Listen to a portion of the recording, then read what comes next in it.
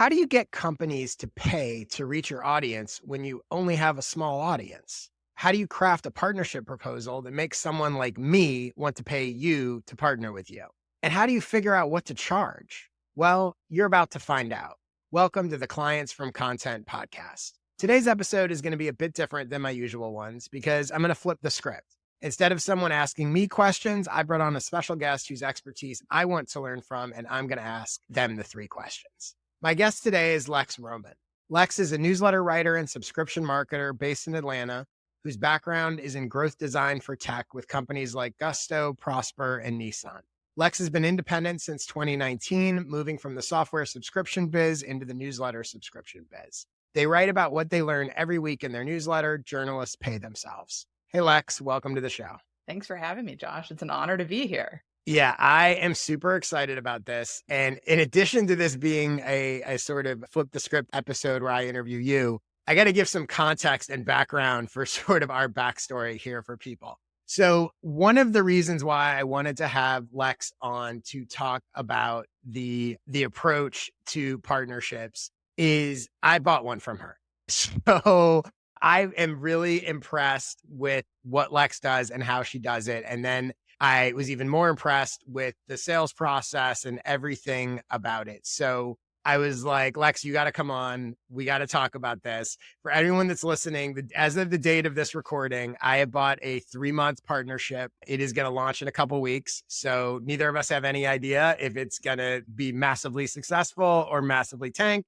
But we're both pretty confident that it is going to work well and be well worth the money. So Let's jump right into it. And I want to start with my first question for you is, I really like the way you're approaching sponsorships, partnerships. We can talk about what you call them as well, because the semantics always get weird. People have their own assumptions about what it is. But for people that are listening and don't know what you're doing, let's start off with you explaining a bit about your approach. Specifically, I'd like to hear about what you decided to offer, why you chose that approach, how it's evolved or is evolving as you go.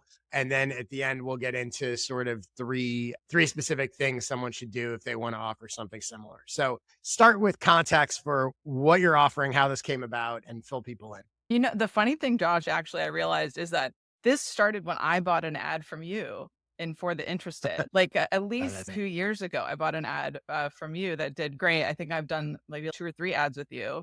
And that's how you came onto my radar. And then I've been following you ever since. And so it is really funny how these kinds of relationships, creator to creator, can be really beneficial, like in more ways than one. So, you know, inspired by people like you who run ads with their newsletter, as soon as I hit 1,000 readers on my newsletter, Low Energy Leads, which is now fully behind a paywall, I was like, I want to start running ads. And so I started booking sponsors or advertisers on that newsletter last March. So that was March of 2024. And I just made that available to my readership. So my first advertisers were just readers of my newsletter who wanted to get in front of the audience. And it was similar to your model, but just much lower cost, much simpler. So people would just book an ad with me. They'd get a classified mention and I'd just run them in every edition. I had a dedicated space for them and I could book up to 5 for every edition. But what I found as I did that throughout the year was that it was a lot of labor for not a lot of money. And it just didn't quite make sense for a small creator, especially because I would be even just the labor of corresponding with a sponsor. There's just a minimum amount of money that is worth for me to do. And so I booked a featured sponsorship with a company called Senja, which you know, which is like a review platform, a testimonial platform that a lot of creators use. And I worked with them quite in depth throughout the year. And I had also previously worked with another company called Amplitude. And I did a lot of cross-channel work with Amplitude. So I did a sponsored YouTube video for them. I used to speak at conferences about them. I wrote for their blog. I did all kinds of like education work for them. And working with Senja sort of brought back those memories where I was like, yeah, I can be a team player, right? Be someone who is effectively an arm of their marketing department, helping in the wild, sort of be an external, as you called it, evangelist for this product and showing people why I'm excited about it, how to use it. And that's way more valuable than me just like mentioning the brand. And as a small creator, that's a way more interesting role for me. And it is a skill set that I personally have because I worked in tech for over a decade and I'm a marketer. And so I know, should this be a blog post? Should it be a YouTube? And I know how to turn that messaging into something that my audience is going to resonate with. And that's all really valuable. And that can't be like commodity priced the way that like a Mhm. Facebook ad would be priced. And so that's why I was like, this going into this year, I was like, I really want to do partnerships that are more in depth. I want to work with partners who see the value of what I bring to the table and want to work with me in a collaborative way and trust me that I'm going to deliver ROI from them, and it doesn't need to be like a CPC kind of ROI. Yeah, I love that. And I think, we talked about this before that it's one of the realizations that I've had. And while I still offer sort of the straightforward ads, I'm thinking about going more this sort of partnership route because one of the things I realized that I think is another way of sort of describing what you're doing as well is that you have a lot of different levers that you can pull beyond just awareness to my audience, right? Because you have a set of skills, right? You have marketing skills, you have writing skills. Yes, you have an audience and you have newsletters and things that can get in front of them. You have social channels, you have all of that, but you also have the skill set of a marketer, the skill set of a creator. And one of the things that I have realized for myself, which is why I'm thinking about going this way as well, and I think it's a really smart approach, is if you're that kind of person that has other abilities, like you said, maybe it's even speaking or it's podcasting or it's whatever it is, leveraging those to brands or sponsors or whoever wants to use them creates so much more value. I've done this now, even in my client work, where it used to be like, okay, people would basically pay me for coaching and I would give them advice. But now I've realized, well, wait a second, that person that is hiring me to coach them, I also have a newsletter with 30,000 subscribers that I can promote their work to and get them clients that way. And I have a podcast that they can come on and give them additional help and additional exposure. And I have ads in my newsletter and I have all these. And instead of just telling them, here's how you can write a better newsletter sign up page, I could write their 2 paragraphs for their newsletter sign up page. And so I've started to realize, which you're doing through partnerships, I'm doing at this point through clients, but also I think we'll start doing through partnerships, is like, if you really start to look at what are all the assets that you have and I talk about it in terms of levers that you can pull to help someone accomplish their goal, whether it's a sponsor, a partner, a client, or whatever, bundle that and sell that. As opposed to this sort of, oh no, I have 30,000 readers and you can put an ad in the newsletter. And it's just leaving all these other things that I have on the table. So I think that's part of why your approach has resonated so much with me, because it's a lesson that I'm learning on my own simultaneously while you're sort of doing it in a different space. Yeah. Let's dive into now sort of that's kind of how you came about it. But talk about what you've decided to offer, and it's up and running, but relatively early days, and how, like, what you're learning so far, how is it evolving, and how, what are you offering to people basically? Yes. So I'm offering partnerships that are at a minimum a month long, but more ideally 3, 6, and year long partnerships. So you are one of my partners, obviously. And then I have a year long partner, which is a software company for publishers called Outpost. And so we're teaming up all year. And my goal is to just have a couple partners this year. So probably it'll max out at 5, right? You and I are going to work together for a quarter. Mhm. We'll see how that goes. Maybe I'll have another partner that follows you. And so it's a cross-channel partnership, which was inspired by a creator named Chris Wynn, who runs UX Playbook. Chris was offering this thing to his sponsors he called it Own the Month on his passion fruit page, Own the Month. And it was Mhm. like, you're my featured partner for this month. I'll put you on my LinkedIn lives. I'll put you on YouTube. You'll be in my membership. And I love that idea. It was really similar to what you just described, Josh. Like, I'm packaging up Mhm. all my assets, all my levers, and I'm saying, I'm just going to promote you in the way that I think is appropriate across all these places. So I was looking at what Chris is doing and I was like, yeah, I could do something similar to that. Like, I wouldn't necessarily sell LinkedIn on its own, but I'm happy to sell it to a partner that I'm working with in a collaborative way across channels where I really believe in them. I feel like I can kind of endorse them. And so I sold to you and to my other partner a cross channel bundle, leveraging those things, LinkedIn and the newsletter specifically. For the year-long partnership, I'm also doing lives, so training sessions for my audience and their audience. And I'm also offering guest posts. So you can come onto my channel, I can go onto yours. In your case, we're going to sort of do that together. And in their case, I think we'll do both. So like, they have a blog, they Mhm. have their own newsletter channel. Maybe I'll do some takeovers there. And then they can also come and do some takeovers with me should they choose to do that. Obviously, our stuff hasn't gone live yet, but you've done some stuff in this ballpark with Senja and whatever. What was the reaction that you got from your audience as you started to do this kind of stuff? Where it's they sort of know it, they know it's paid, they know you have some relationship with them. Here's what's funny. there'll be people listening and watching this who are hesitant to promote their own stuff because they think they're going to piss people off. So the idea of promoting someone else's thing that they're being paid for probably terrifies them. And by the way, Yes. those of you that are listening to this and that are terrified, you should not be terrified by that at all because you're providing value to people. I'm going to answer my own question for a second. But talk about the reaction you got. Were you worried about that, sort of that piece of it? Yeah, it's so funny, Josh, because you as a former journalist know this. Journalists especially are like very panicked about ethical boundaries and conflicts of interest. And even creatives have a tie to the arts in some ways. And they're like, oh, I don't want to be too salesy, like you said, even about their own stuff. I think what I learned, even going back to Amplitude, which I started working with Amplitude in like 2018, 2019, was that Amplitude is a SaaS company that books multi-$100,000 contracts, right? So when I go to a conference and I get on stage and I promote their product for them, they are booking a major deal off of my endorsement as a person who uses their product and as an expert in my field. And I was like, I just started realizing how much money I was leaving on the table because I was lending them my reputation. But I also fully believed in those products. And that's why it worked. And so my audience back then, which was designers, product managers, tech folks, they were excited about it. They were like, this is a real solution for me. And I trust you, Lex, because it's clear that you've done your research and that you're honestly recommending this to me. And the same was true with Senja, right? The way that Senja, my relationship with them came about was in the summer of 2023. I discovered their product. It was on another creator's website.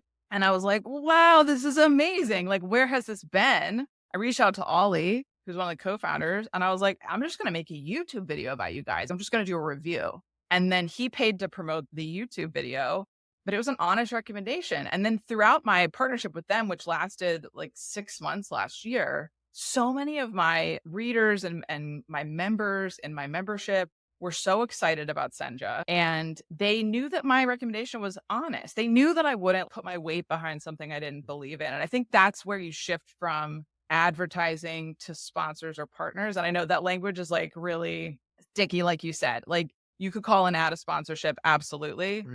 And that's why I'm leaning more towards calling them partnerships, because it really is an endorsement. I'm taking money from my partners, but I also am honestly, authentically recommending them to people. And so with Outpost, which just went live, as we're recording this a week ago, I've already heard from 3 of my readers that they've signed up with them. And so it's going really well. And I take that, by the way, I take that responsibility really seriously with my audience, which is why it was a very small list of partners that I was willing to work with. I'm extremely picky about that.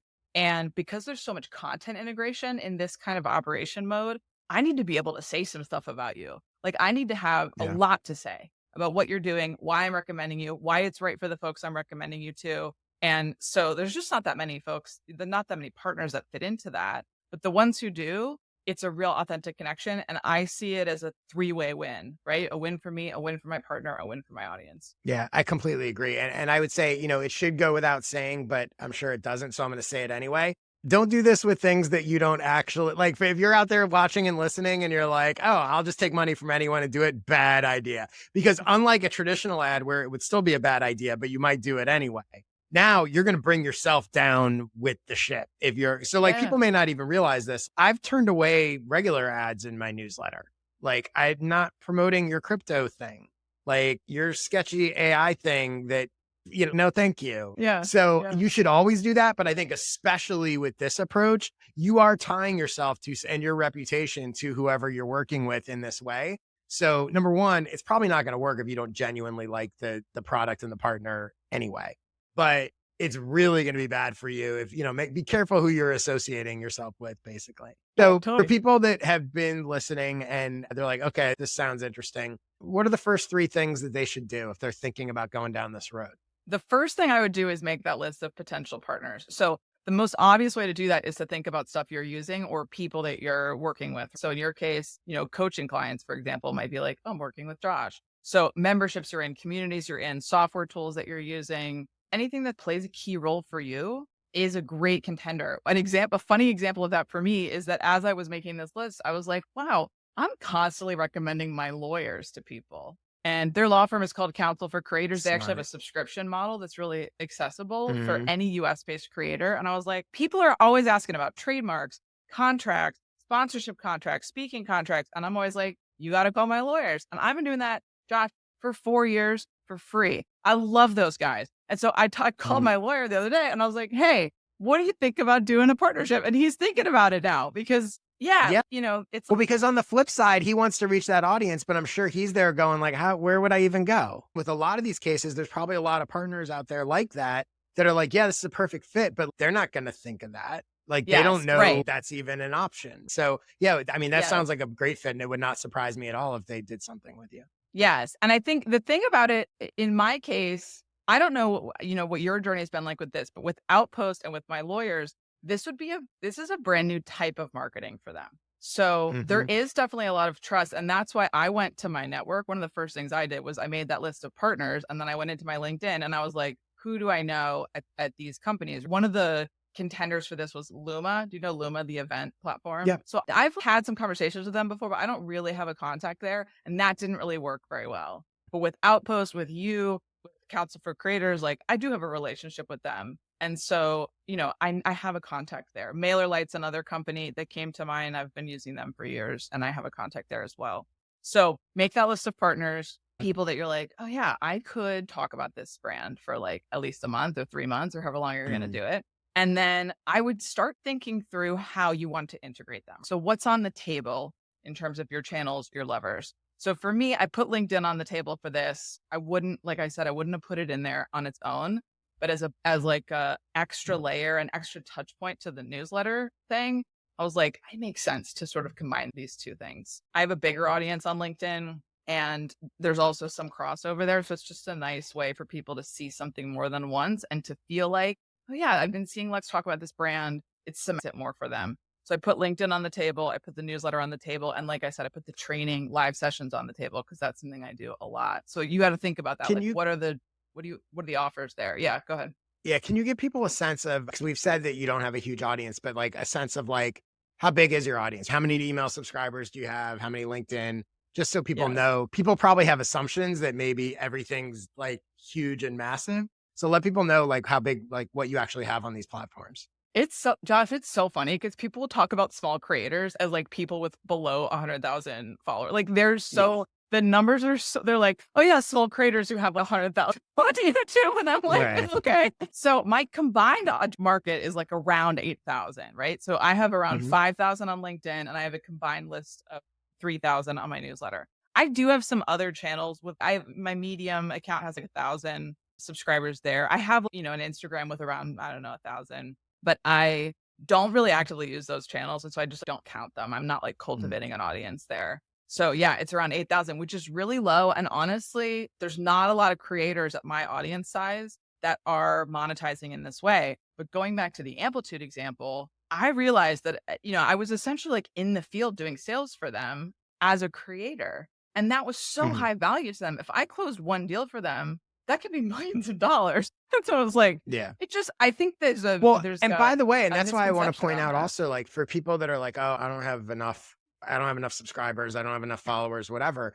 You need to understand that it's like if it's a high quality relationship and it's the right people, and we're a perfect example, right? So I have 32,000 subscribers to my newsletter. I'm roughly quote unquote three 10 times times. bigger audience than yours. But I'm like, Lex, let me give you money and let's do this partnership. I think people assume that, oh, I'm not big enough for anyone to want to partner with me. And it's so not true because the way I look at it, and we'll get into this when we talk about how you frame the proposal and everything, but the way I look at it is, okay, I'm going to give Lex X amount of money. And for what I'm spending, I don't need 8,000 people. Right. I need a few clients to have this be more than profitable. Right. Yeah. And so what I'm looking at is I'm like, okay, does she have the right people that are going to connect with and be interested in what I have? And can some percentage of them, even if it's a tiny percentage of a small audience, convert?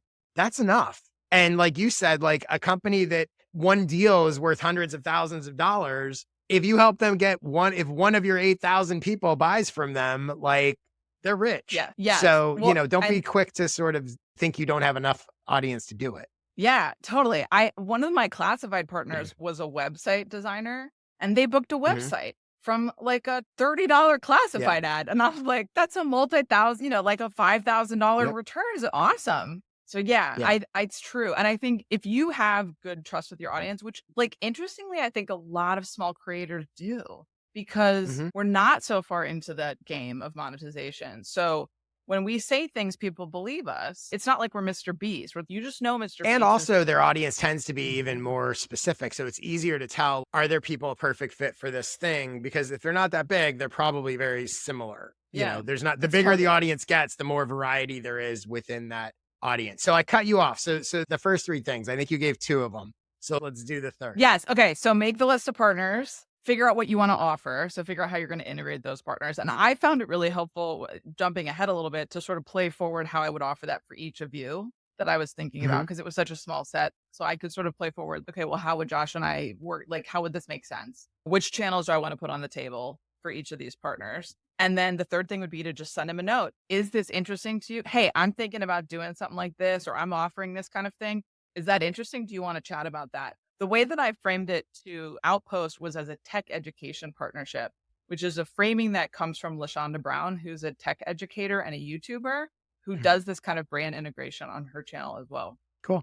I'm curious Yeah. if in terms of, and I don't know how much sort of proactive outreach you've done or not, but what percentage led to, if they didn't necessarily buy, led to serious conversation about it? What would you say if you emailed 10 different potential partners, Yes. how Okay. So many I would actually only lead to a serious conversation? almost all of them, but I only had a few, right? So I reached out to Outpost, I reached out to Luma, Mhm. you reached out to me based on my Mhm. LinkedIn post, and then I reached out to my lawyers. And so, Outpost is my featured partner this year, so that worked out great. You and I are working together. Mhm. I'm definitely going to talk to my lawyers, and maybe by the time this is airing, we'll be off to the races with that. Yeah. Then Luma was the only company that didn't get back to me, and I have very loose ties there. And I didn't end up following up with them because I just booked enough of these Yeah. that I just didn't really need them. So yeah, most of them did. And that it's funny. I was talking to someone about this earlier today. That idea of just going after the people you want comes from my friend Holly Gressley, who years ago gave me that framing for like job search stuff, right? Like rather than Mhm. applying to 200 jobs,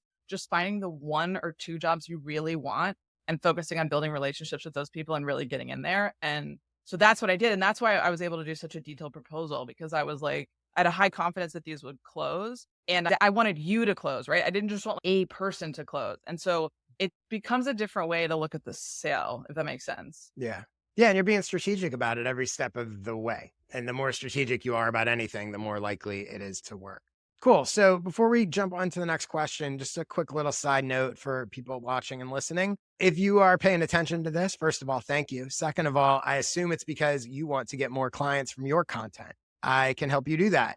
Email me at joshspector.com. Tell me a little bit about your situation, and I will be happy to give you some suggestions of things you can do to get more clients from your content. So let me, even though I've asked 10 questions already, I'm going to jump to what is theoretically my second question now. So, in addition to liking your offer, obviously, and purchasing from you, I love the way you presented it. And you sent me a video and kind of a 1-page overview of what the offer was.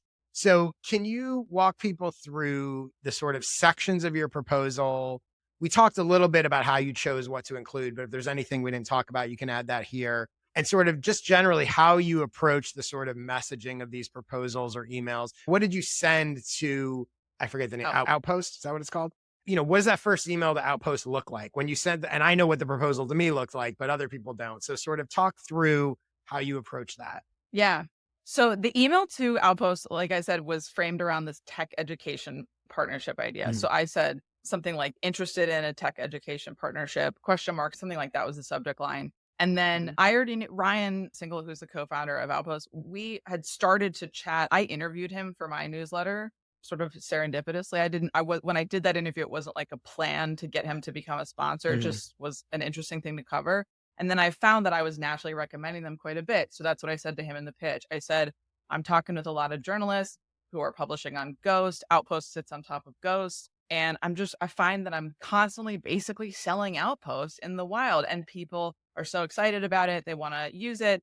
There's some questions about what feature to start with, and, how do I use the email automator and things like that I can help with, right? Essentially be, in tech, often like a developer evangelist, a product evangelist type, but as a creator. And so that email though was pretty short. It was maybe 9 sentences at most. And coming from a very authentic place, I just find I'm genuinely selling this product a lot to people. They're excited about it. That's showing me I have a strong brand audience match, and I see a potential for us to just blossom and do more of that. I also sort of had a sense that Outpost didn't have time to market their own product, right? They're very busy doing product development, they're busy shipping, and they're growing pretty fast. And I was like, I just feel like I could take this off your plate also. Like in some ways, you're outsourcing to me some of this stuff. Is this interesting? Is this something that you'd want to do? And they got back to me and were like, yeah, we'd love to chat about it. I sent a Notion proposal, same sort of outline that I Mhm. sent you. And then we did a phone call and we're on our way. That was all like 3 weeks ago. What I decided to include in the proposal. So, like I said, I was really intentional about who I wanted to work with here. And so I only, wanted these to work with people that I really could see a lot of potential with. But I also had to sort of think through, well, how was I going to integrate you into my content plan, into all these channels? Because I do have my own offers and my own, content calendar, my own editorial calendar. So I had to sort of play that forward. And so I thought it might make sense for me to show you my work in some ways about how I was thinking about that. And so I just started a document and I was like, okay, well, what's our mutual goal? What's the shared ground here in terms of the goal? And then I went into why this partnership. And I thought through, well, how can I help Josh? And why is Josh relevant for my audience? So this is starting to get into the sections, right? Goal and purpose. Why me? Why you? And then I shared some background about my track record with collaborations, with paid partnerships and things like that. And for that, your section looks very different from Outpost because you guys have very different offers and audiences. And Mhm. so I pulled from my archive of stuff. And this is like a great sort of efficiency note for me going into later this year. I need a better bank of that stuff because I did have to go pull a lot of that manually. But I was like, okay, who else have I done, partnerships with that I could pull like clips from, examples from that would be relevant and similar to what I'd be offering you. And then I went into methodology, which is like, how are we actually gonna, where is this stuff gonna go? I'm gonna do 10 newsletter blurbs. I'm gonna do 3 LinkedIn posts. I'm going to do a featured partnership page. And then I started sort of working that stuff out. And then I went into pricing.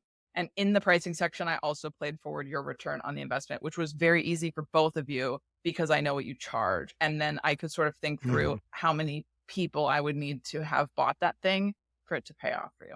Yeah, and I want to point out a sort of general note that I've said before here, but for people that are listening, because I think it is really important with any kind of sort of sponsorship, partnership, what even clients for that matter. Understanding that they're not paying for the exposure, they're not paying for the knowledge. There is at the end of the rate, all of that is just a step towards them getting a sale, getting a customer, getting a participant, getting whatever it is that they ultimately want. And that end piece, which is their actual sort of resulting goal, not how many impressions did I get, how much traffic did I get, how much whatever. That thing usually has some sort of monetary value or a monetary value can be assessed to it. So whenever you're putting together a proposal for anything, and like I said, this goes for consulting as well. Like when people talk to me about, my group coaching program or working with me one-on-one, one of the first questions I have is, what do you sell? How much do you charge? Because if you sell something, in your case, somebody's selling something, it's $100,000 deal. Well, they don't need that many people to convert to make that worth a significant investment. If Yeah.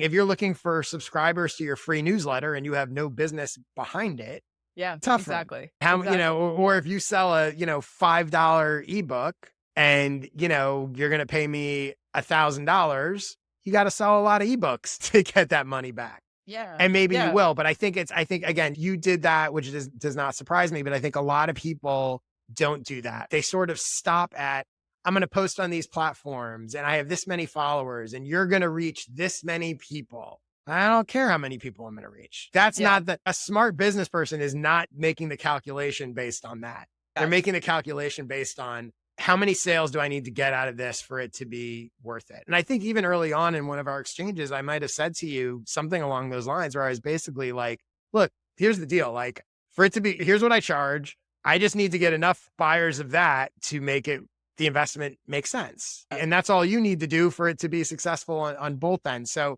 but I think it's really important because I do think a lot of people they get caught up in the numbers. Oh, I'm going to get you this many impressions. I'm going to give you this many posts. And that's not the important part. And look, I'll be perfectly honest. If you posted one time and that one post drove enough sales, awesome. And if you posted about me every day and drove no sales, then it's not a success. And both sides need to understand going into it and be aligned on the right thing. It's the same with me. If I work with a partner, I understand what I'm optimizing for, or a client, right? I'm trying to help you do this. It's not more newsletter subscribers. Like, you need clients, not newsletter Yes. subscribers or whatever they need.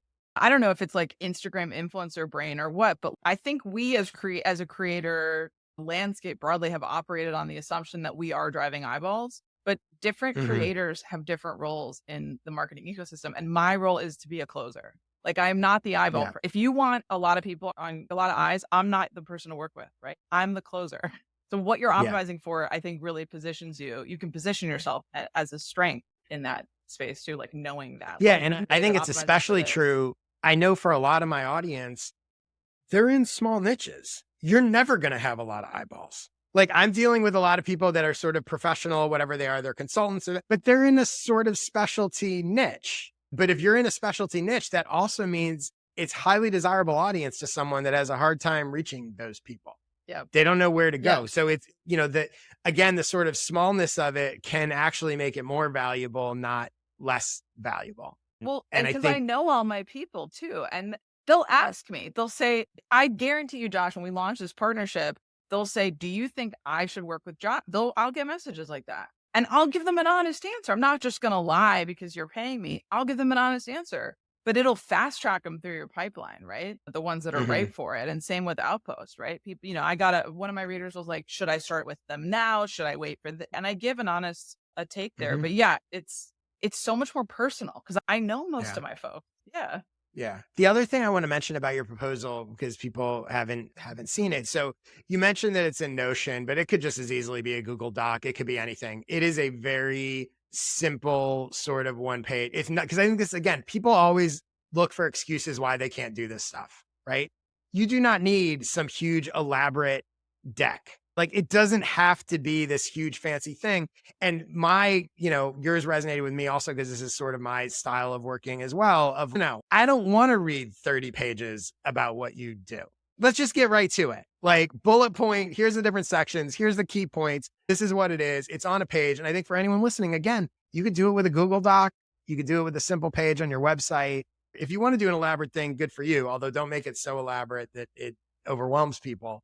But, just sort of get to the point. All that matters is that you are clearly communicating and people understand what you're offering works and what it's going to get them. If they understand those things, then you're well on your way. They may decide it's not for them. That's fine. But you just want to make sure they actually understand what it is that you're offering and how it can help.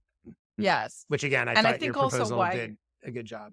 thank you. I think also like why you're the right person could be good, especially if Mhm. you are newer to working with a brand, explaining sort of like your track record, either like selling them for free, basically. Oh, I've been using you in my group program, or I use you all the Mhm. time with my clients, right? And then also like examples of anything that you've done like that, I think really go a long way for folks, like Yeah. picturing what it is that you're doing. And can you talk about at the top, I think it was at the top of your proposal, you included a video, nothing fancy, just you sitting talking to camera.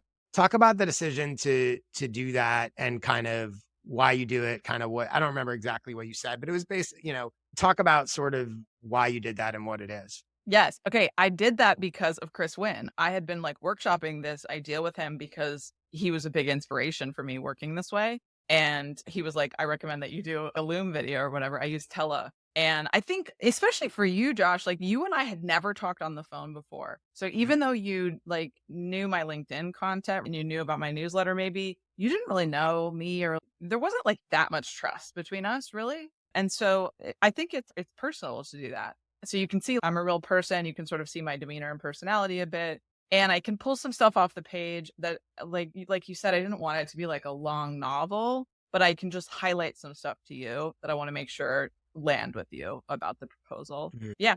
And I did that for both The other you thing I would and add Chris. to that and being on the other side of it, because it was funny because I watched it. And again, it's nothing fancy, it's not a big deal. And it's not, oh, I only bought from you because you included a video. Like, it wasn't going to sway me one way or the other. But I watched it and I was like, oh yeah, I should be doing this with stuff like that. And because I think the other thing that it does is, number one, it shows you're excited, it shows a level of caring. Even if it took you 2 minutes to do, the fact that you're like, I'm going to take 2 minutes to have, to have a video and say hello and whatever, it does say something. And it sets a tone. Number one, again, that you care. Cause I think honestly, unfortunately, there's a lot of people selling stuff that they don't really care. And I think you can pick up on that sometimes. You don't have to have a video to show that you care, but I do think it is a way to sort of show like I care. I think from a branding perspective, it aligns really nicely with the idea that like, this is a personal approach. This is a partnership. This is not a cookie cutter thing. I think there's a lot of subtle stuff going on in the inclusion of that video that, again, makes people sort of feel that. Whereas I think it reduces the likelihood that someone's going to blow it off and go like, all right, that's their proposal. And they sent me the same deck that they send to everybody else and, whatever. Yeah. So yeah, it's one of those little things, little touch points that I think probably have a bigger impact and make a bigger difference than people might realize. Yeah. I listened to Chris because Chris has booked $90,000 worth of sponsorship. So I was like, Chris must know. Yeah. As soon as he mentioned it to me, I was like, that's a great idea. Like you said, it'll show that I care and it'll show that I have enthusiasm about this partnership. I love that, Josh. That's really helpful to hear. Yeah. Cool. I'm reading a book that's sort of about like the history of advertising. And there's, one of the top ad guys or whatever, I can't remember the word he used. Maybe it was familiar, but basically there's a quote or there's a line in it from this guy. And he was talking about what to do with ads and creative and whatever. And he was like, don't do anything that's familiar or feels familiar. He would look at any ad copy, anything and go, if this feels even remotely familiar, we're not doing it, because he thought it would just get lost. That was a sort of filter. And it's interesting, again, like this is a sort of a different context, but what made me think about it is like, most people aren't going to include a video. They just aren't. So it doesn't matter if the video is great or elaborate or 30 seconds or whatever, but using that sort of familiar thing, it's, oh, this is different, which at a minimum makes it more likely to get noticed. So anyway. Okay. I think we've just identified that Tella should be one of your partners, or because that's what they do. Yeah. The video. Well, I'll tell you, if we're shouting out who my partner should be, it's funny because I've said, do you know Workflowy? Yeah. The app Workflowy. So I use Workflowy for everything. I use it all day, every day. It's like the backbone of all my stuff. I love the simplicity. I love everything about it. They should be partnering with me. So if anyone from Workflowy comes across this, we should talk. Yeah. The other one is Text Expander, who I've actually had had a little interaction with, because Text Expander I use all the time. Love it. Perfect fit. So anyway, those two brands, we should be doing something together. Okay. Let's get to my third question for you. Now let's talk about pricing and attracting interest from potential partners. So obviously there are a lot of variables here. Every audience is different. Every offer is different. How did you go about pricing your offers? Let's start with, how did you think about, and how are you thinking about, because I know it's evolving, pricing your offers? It's so hard because the more I do this kind of work, this kind of sponsorship, partnership work, the more it feels completely bespoke every time I do it. But what I realized last year was booking the classified ads was having this like small, my classified ads were like $30 a slot or something like that, because my newsletter went out to 1,000 people. It's getting like at most 15, 20 clicks. So I was sort of pricing that off of a CPC CPM model. And I was using things like Matt McGarry had a model that was like $50 per 1,000 impressions, right? So for a newsletter that goes to 1,000 people, it's not getting 1,000 opens, it's getting 700 opens, let's say. So it's less than $50, right? So that's where that pricing originated for last year's model. And I was just like, I wouldn't walk across the street for less than 50. I just was like, why am I doing this? And so what I realized is, to even engage in a partnership, the minimum there for me is actually like roughly $1,000. So it became about that. What's the minimum to like engage? And $1,000 for me was like kind of the minimum to engage. So for my year-long partner, I started with a price point of $950, because I was like, let me just go slightly below 1,000, because I tend to undercut myself. But I was like $1,000 a month. And then I was like, okay, what would I make? What kind of package would I put together for $1,000 a month, right? What's worth $1,000 a month? And then, like we already talked about, I played it forward for them. What's it worth? What's the ROI? What's the multiple of ROI I can get for them off of that? And so the year-long partnership was priced that way. So their partnership is that. And then I cut them a discount if they book for the year. And I cut them a different discount if they book for 6 months. And then no discount, I think, on the 3 months. I did something really similar for you. because I already have them as my anchor partner, your pricing was a little bit lower than that. And so, like, I'm doing a ton of there's a ton of activations that I'm doing with them, and they really are, like, on all of my stuff. And you're getting placement, I think, in like probably like half of my channels. And Mm. so I was like, well, let me just take a little bit off for Josh and then repackage it, right? What it makes sense to do here. And so that's how I came up with the pricing. And it'll be interesting to see. I do think it's really a challenge. Like we already talked about, it's pretty easy for me to play forward the ROI for you, but the labor side for me is a challenge, right? Like it'll be a reflection Yeah. probably in the next 3 months to say, okay, did Yeah, I you never did I really know. value my And that's work? true with Like, anything, right? You never really know like how much work something's going to take until you do it and then you yeah, adjust accordingly, right? And I think that's actually a good point too because there's two sides of that pricing equation, right? There's well, what is this worth to other people? What can I charge? What result can I drive? And then also, how hard is this going to be for me? How much time is it going to take? How complicated is it going to be? All that kind of stuff. The other thing, the advice I'll give to you and everybody, I always say whenever pricing comes up, there's a great book called Double Your Price that is a really good book to read. First of all, everybody okay. undercharges. The book is a little academic. I think it's written by like a professor or whatever, British guy, but it's a great book. Like you'll read that book and you'll like be like, oh, wait a second, I'm thinking about all this differently. And one of the things that I completely changed my pricing structure and all sorts of stuff after reading that book. And one of the things that jumped out at me that seems obvious in retrospect, well, there's two things. So number one is he tells the story about this big British company that was making like hundreds of millions of dollars a year or whatever it was. They had a bad year. They went bankrupt, out of business, gone.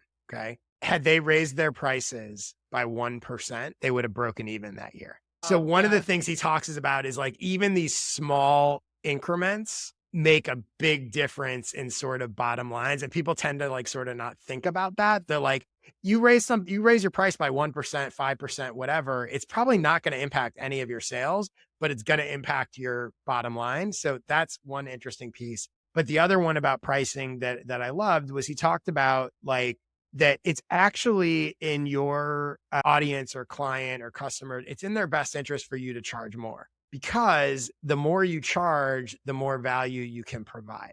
And I think a lot of people get held back going, oh, my people can only afford this, that, or the other. But if you actually go through the exercise of, okay, well, just hypothetically, if I doubled my price, if I tripled my price, if I 10x'd my price, what would it would allow me to do that I can't currently do?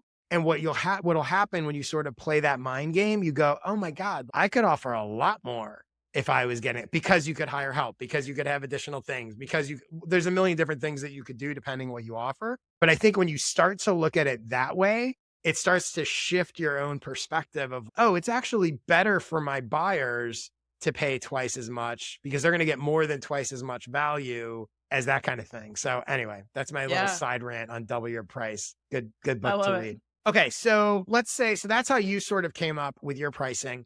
Someone has no idea what to charge. What do you recommend they sort of where do they start to try to figure it out? I mean, I would definitely come up with the minimum to engage number. Like that was something that I Mhm. just hadn't thought that much about, but I think it is important. Think about this even with like power hour style offers, Josh. Like I used to do book me an hour calls and I don't do that Mhm. anymore because it's too high a switching cost for me to That's do those so in the middle of the funny. day. I Yeah. found the exact same thing. So funny you say that. And by the way, when I started, I probably did like hour consultations in the very beginning, probably for 150 bucks. And then I Cool. went to 300 and then I went to 500 and then I went to 600 and then I went to 1,000 and I was all the way up to 1,500 bucks for a 90-minute call. And then I was like, I know it seems crazy that this doesn't seem worth it, but then I was like, all right, I'm limiting it to two a month. And even at two a month, I was like, it's two things about it to me bothered me. One is that it was like you said, it was super draining. And while it was a 90-minute call, there was prep time. The rest of the day was sort of a wash because I was like, and I was like, Yeah. this actually isn't worth it. And the other thing for me that bothered me was even though they went really well, only one person ever benefited from it. There was the one person that was on the call. By the way, it's part of the origin of this podcast because then I was like, why don't I take what's happening in these calls and turn it into a podcast where it can grow my audience and other people can learn from it and all that kind of stuff. But it's so funny that you also were like, yeah, I don't Yeah. know, not No. worth. Yeah. Cause it's like it does screw up your whole day.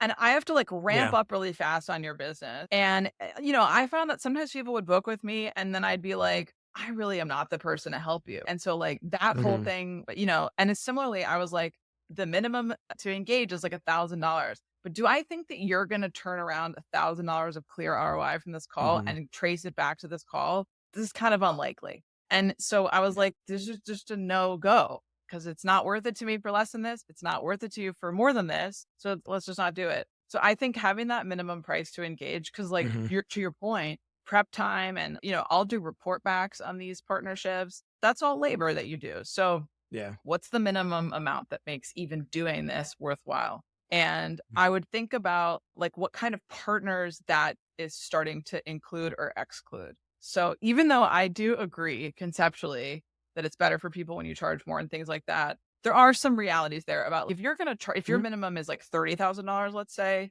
you're looking at a company that's doing a lot of business, right? Like you're not looking at another small business owner Yeah, with your price has $30,000. to align with the audience you're serving, right? It's not make believe Right. land. So, but that also So gets into choosing the audience that you want to serve, right? If your minimum engagement price is like, "Oh, look, I can't do anything for less than $30,000, don't be targeting people that are unemployed. That's not going to work out well for you. Which yeah. again is a mistake people make, right? The alignment is off. They go, I don't understand why people aren't buying. Well, you're offering a premium product to people that don't have premium budget. So, or vice versa, you're charging too low and the people are like, they think it's crappy because the person that's making millions of dollars a year doesn't want a $5 ebook. Yeah. So I would take that minimum price and then take that list of potential partners and sort of think through softly like what's the ROI for them? Because if that partnership list is like a SaaS platform or company that's doing multi-thousand, multi-million dollar deals, then you're going to take that minimum price and bump it up quite a bit and try to find a middle ground between your labor Mhm. costs and the ROI for them. And, you know, if you're working with indie brands, I tend to work with, you know, indie brands, small businesses, you're not going to bump that minimum up that much, right? You're going to bump it up until what's appropriate for the level of ROI that they're going to get. Mhm. So that's how I would approach pricing now. I would sort of ignore like the Facebook ads model or traditional newsletter Yeah. pricing or even traditional influencer pricing. You know, I would see the Wix has an influencer marketing manager or the person who books influencers for Wix.com is often talking about how they price and work with creators on LinkedIn.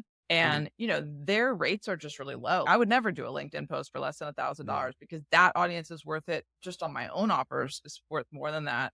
But I would Yeah. only do it as part of a bigger partnership that I'm doing where I'm like really, as we've already talked about, right?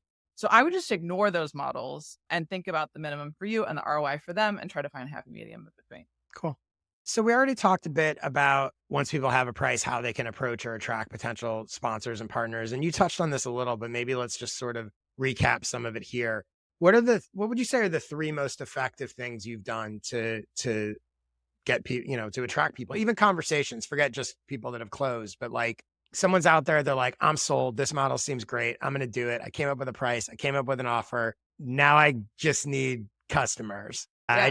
I need partners or somebody to buy this. What are three things they can do or three things that have worked for you? Okay, well, the first thing is that I just put out this model on my LinkedIn and I also put it on X. So I said I want to work with Mhm. partners in a different way next year, and I sort of walked through my thinking, and that's how you found me through Yeah, to that's do how you got this, me. right? Yeah, and I also on the X side, I got another potential sponsor actually that I'm just remembering who DM'd me there, and I DM'd them back sort of the range of pricing, and they were like, "Yep, I could totally do that. So let's talk in the new year." So I actually haven't talked to them Mhm. because I don't have a spot for them right now, but that works. So to put it out there to By your the way, read the audience, book right? I'll give you another book recommendation. Read the book Oversubscribed Oh and yeah, talk to the okay. best thing you can have is more people wanting your thing than you have open slots. Add them to a Yes, waiting list. I love it. Yeah. Yeah, exactly.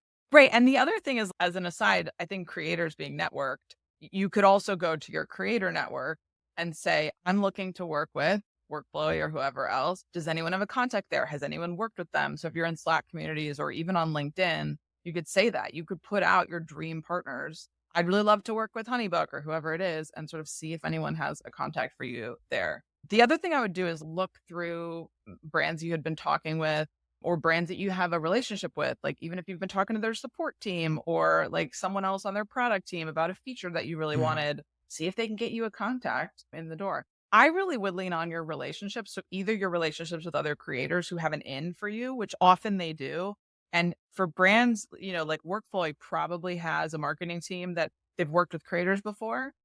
They like to Mm, be introduced to other creators. So, if it's a yeah. company like that you feel like, oh, they probably have a team around this, great. Try to get in through another creator.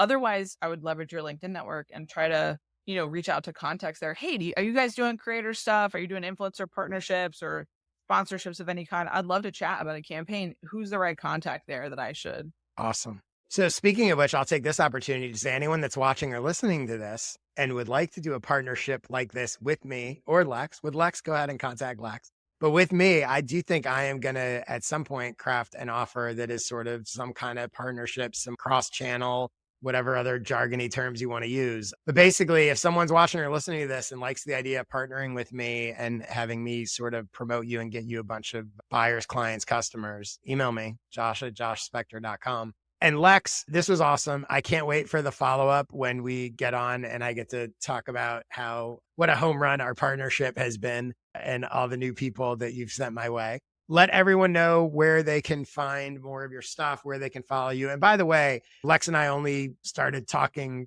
in quote unquote real life recently, but I followed you for a while on LinkedIn and Twitter and everywhere else and read your newsletter and all that. And Lex's stuff is awesome. So tell them where they can do that. Yeah.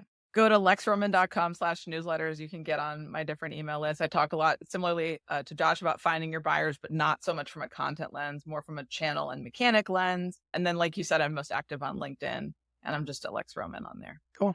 And for my stuff, joshspector.com, my newsletter for theinterested.com/subscribe. I'm on LinkedIn. I'm on Twitter. You guys know all that. Thanks for listening and watching, and I will see you next time. Thanks, Lex. Thank you.